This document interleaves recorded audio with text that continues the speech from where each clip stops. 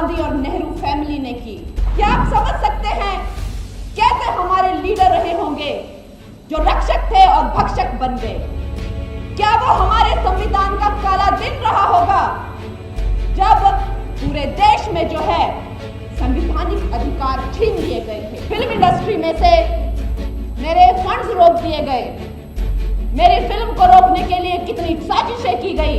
मैंने अपना घर गिरवी रखा, अपनी जमीनें गिरवी रखी, अपनी जो है सारी संपत्ति और गहने गिरवी रख के मैंने वो फिल्म जो है वो कंप्लीट की।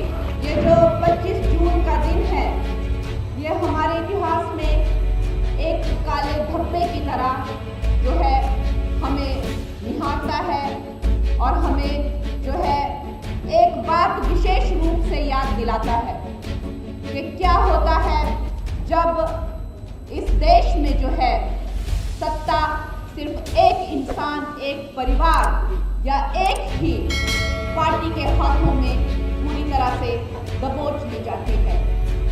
क्या हमारे लोकतंत्र का ये हाल हो सकता था, ये दुर्दशा हो सकती थी जो कि 1975 में गांधी और नेहरू फैमिली ने की? मैं तो 1986 में जो है मेरा जन्म हुआ है और आज की हमारी जो भी पीढ़ी है उन्हें पता नहीं है कि जो लोग संविधान की किताबों को लेकर जो है ड्रामे करते हैं। कल भी मैंने देखा, संविधान तो मानो उनके लिए एक मजाक हो, किताब को पकड़ पकड़ के उछाल रहे थे, उस पे अब लाल रंग का गत्ता लगाया हुआ है और जैसे कि मानो कोई नाटक या ड्रामा करने के लिए हंस भी रहे थे, खिलखिला भी रहे थे और उछल उछल के उस जो किताब है उसको हवा में फेंक रहे थे। आज की पीढ़ी ने वो दिन नहीं देखा है जब इन लोगों ने मिलकर जो है संविधान का गला घोट दिया था। मैं भी सुनती थी इमरजेंसी इमरजेंसी, हमेशा सुनने को आता था, लेकिन पता नहीं था कि ये मामला क्या है ये इमरजेंसी। मेरे दिन में एक विचार उठा, ये इमरजेंसी के बारे में बात करते हैं, ये हुआ क्या था? क्योंकि मैं उन लोगों में से नहीं हूँ कि आपने बोला और हम समझ गए। मैं हर विषय की जो है गहराई में जाती हूँ और फिर अपने आप उसका जो है मंथन करके और उसके बारे में सोच के अपना एक राय और एक निर्णय बनाती हूँ। तो मैंने कुछ किताबें पढ़ना शुरू की और उनमें से जो है मैंने सबसे पहली किताब जो है वो पढ़ी पुपुल जयकर की इंदिरा गांधी ऑटोबायोग्राफी। ये जो किताब है, ये किताब जो है वो राजीव गांधी ने लॉन्च की थी और ये किताब जो है वो इंदिरा गांधी की बेस्ट फ्रेंड ने लिखी थी जो उसकी बहन से भी बढ़कर थी, पुपुल जयकर। तो मैंने सोचा अगर मुझे इमरजेंसी के बारे में जानना है तो मैं उनके विद्रोहियों से नहीं देखूंगी, पहले तो मैं उससे जानना चाहूंगी कि इंदिरा गांधी का क्या कहना था इमरजेंसी के बारे में।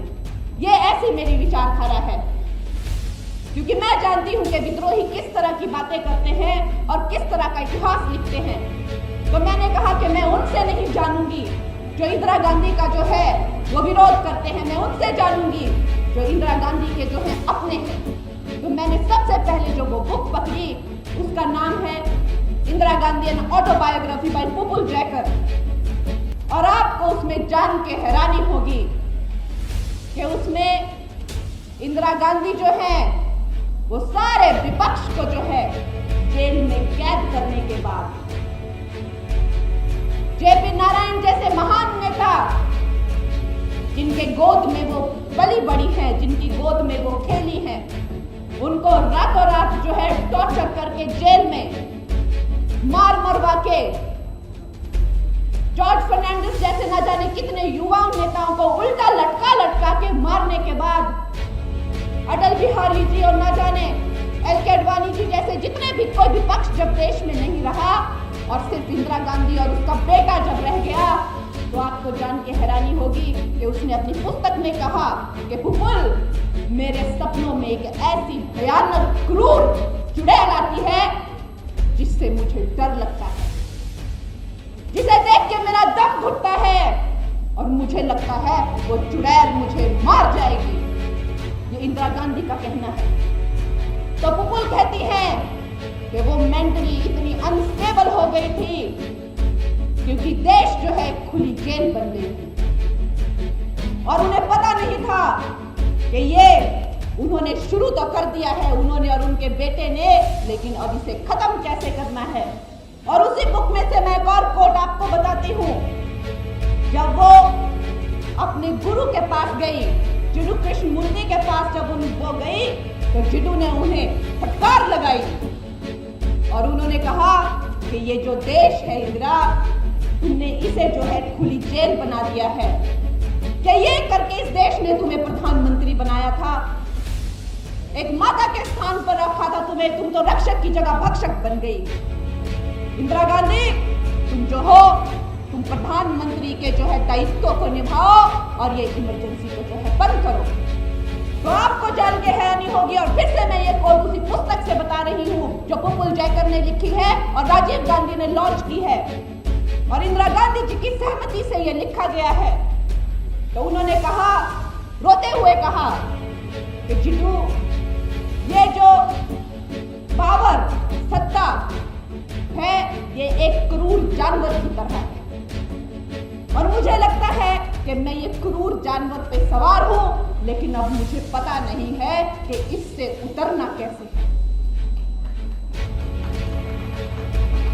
क्या आप समझ सकते हैं कैसे हमारे लीडर रहे होंगे जो रक्षक थे और भक्षक बन गए? क्या वो हमारे संविधान का काला दिन रहा होगा जब पूरे देश में जो है संवैधानिक अधिकार छीन लिए गए थे? ऐसे ऐसे लोग थे जो रातों रात गायब हो गए और बहुत सारी डॉक्यूमेंट्रीज आपको जो है इमरजेंसी पे मिलेंगी। अभी जी ने पिछले साल एक डॉक्यूमेंट्री आई थी, आप देखिएगा उसको।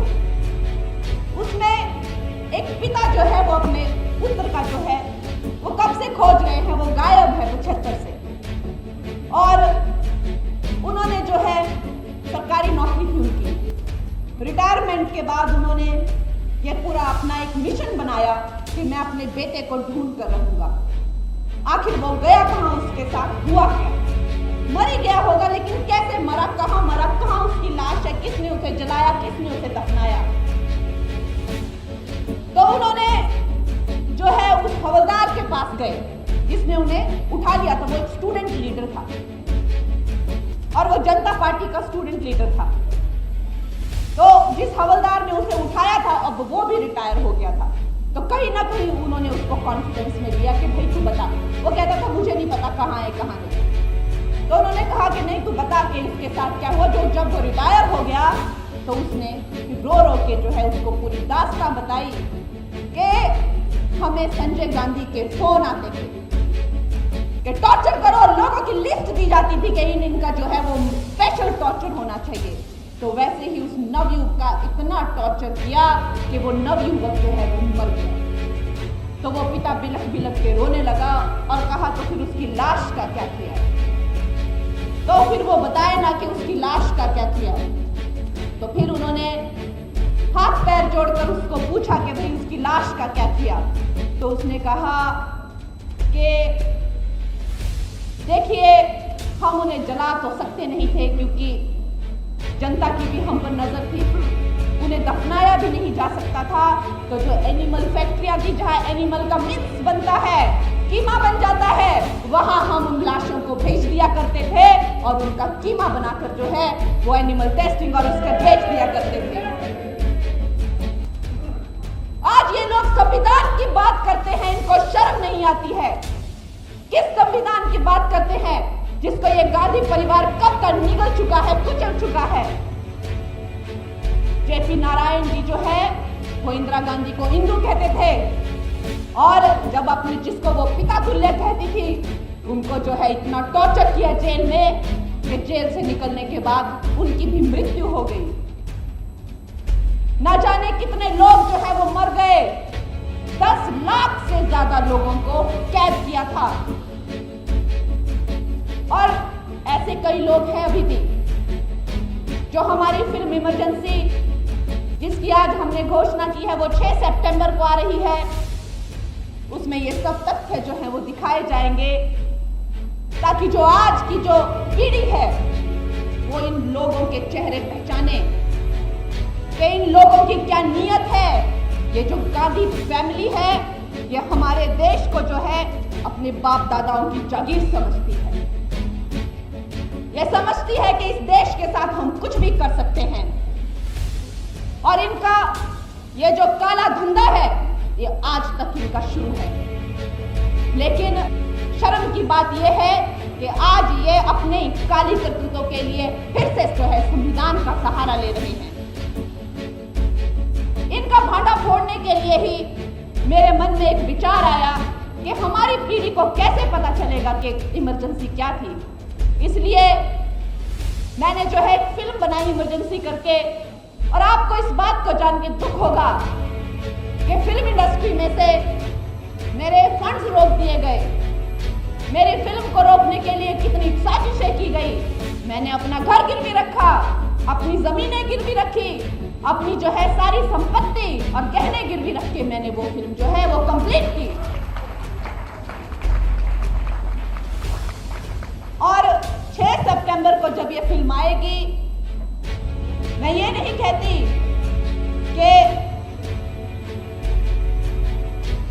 इंदिरा गांधी जी ने जो है वो हमारे पाकिस्तान के 2 टुकड़े नहीं किए। हाँ किए, कि उन्होंने बैंक की प्राइवेटाइजेशन नहीं की, हाँ की, लेकिन उन्होंने रक्षक से भक्षक बनते हुए जब उनको लगा कि सत्ता हाथ से जा सकती है, जब उन पर एक केस हुआ, और इतिहास को अगर आप देखें तो शास्त्री जी ने भी रेल हादसे के बाद जो है इस्तीफा दिया था।